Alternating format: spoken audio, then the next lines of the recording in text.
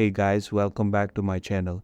Today I am going to show you how to turn off parental controls on Fortnite. Start by heading to the Epic Games website and clicking on your profile icon in the top right corner. Sign in to your Epic Games account or use one of the available options below to log in. Once you're signed in, you'll return to the main page. Hover your cursor over the profile icon again and select Account.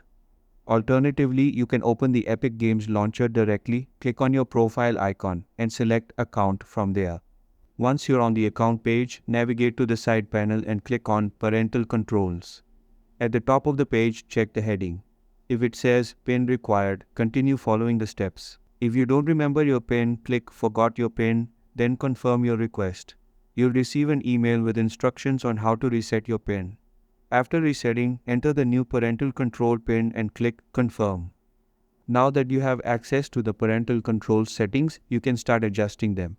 First, turn off the Always Require a PIN for Purchases option. Then scroll down and move the Content Restrictions slider all the way to Restricted 18+.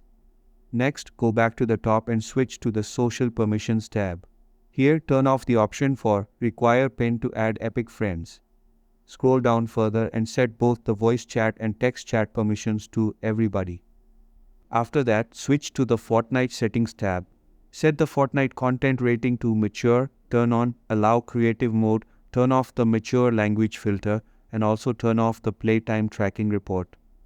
At this point, the parental controls on your Epic Games account should be completely disabled.